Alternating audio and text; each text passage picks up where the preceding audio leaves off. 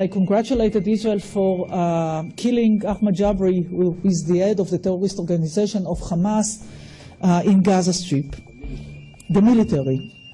By the way, it's Hamas. You know, I think that when we relate to this terrorist organization, it's a terrorist organization. When we are talking about these, you know, leaders, and these are the army or the military. I know why you mentioned this, but I think that we need to, all of them need to take responsibility. It means nothing about what we need to do against them, but this is the way I see it. And the distinction between terrorist organizations and legitimate Palestinian partner is crucial, not only for the legitimacy of Israel to act against terror, but also in rebuilding the camp that used to be in the Middle East until a few years ago, and this was the camp of pragmatics that worked together against the camp of extremists. And altogether we were there. I mean, it was Israel, Turkey, Jordan, Egypt, Mubarak's Egypt, the legitimate Palestinian government, and some Gulf states. With some we had relationship as Israel, with some we didn't, but we worked together in an understanding that we face the same nature of threat coming from the extremists in the region, the other camp that was and still is Iran, Syria, Hamas, and Hezbollah. It was my first meeting with him, but it was after the elections in the Palestinian Authority, so for the first time the discussion was about the legitimacy of Hamas. And it was quite interesting because he represented a party which is basically an Islamist party.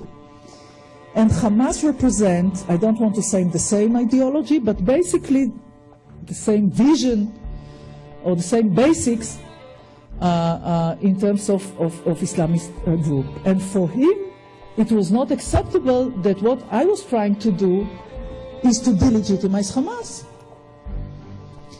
And because by delegitimizing Hamas, what he thought was always also, in a way, delegitimizing the party. And it took him some years to get legitimacy to this party, because before that they couldn't run for office. And the only way to get him on board and to have Erdogan supporting the quartet, if you recall the quartet requirements for Hamas, to accept the right of Israel to exist, to renounce violence and terrorism, and to accept former agreements between Israel and the Palestinians. The only way for him to accept this was by having an understanding that we have two different camps in the region. And as Turkey, as a state, who has relations, well, NATO member, or relations with the United States, and these were the days in which they tried also to be part of the EU, before being in a way rejected. And the understanding was that if you want to be part of this free world, if you want to be part of this camp, you need to delegitimize Hamas. But there was also a price, it's not a price that Israel needed to pay, and this was the other side of the equation, and this was a dialogue with the legitimate Palestinian government in order to show the world that we are not just talking about peace, but we are willing also to pay prices which are needed in order to achieve peace with the legitimate Palestinian government, with the pragmatics, with the moderates on the Palestinian side. I was talking about Egypt, talking about Mubarak's Egypt, and now we have Morsi. We have leaders that are now weaker because of the changes. The streets now has more power, and we can face more extremism emerging in different parts of the region. The role of the international community is crucially important. It's not only about Israel and Turkey.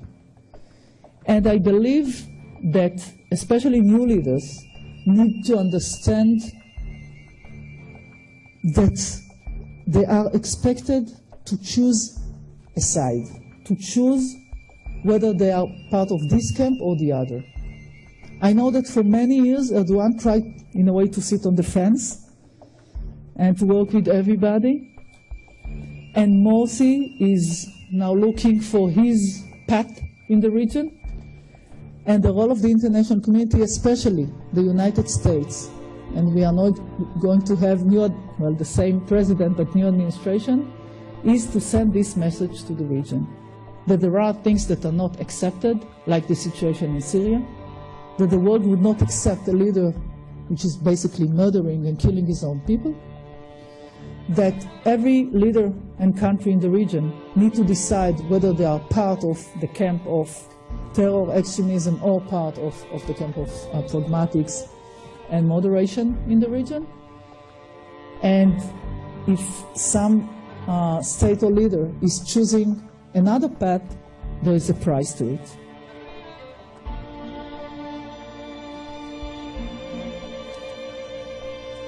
I know that when I'm talking about Turkey, it's not only talking about Erdogan, or talking about the party that celebrates now 10 years of creation. It's not only about interest. I'm aware that this relates also to ideology. And I don't want to undermine the ideology. And I know that this is part of the policy of the government in Turkey. But I do believe that the last thing that we should do is to say, okay, it's ideology, we cannot win this, we are losing Turkey, Turkey is going and becoming more extremist, we cannot accept anything good coming out of this extremism. I believe that in the end, when it comes to leaders, they need to decide what is best for their countries, not only the ideology of the party.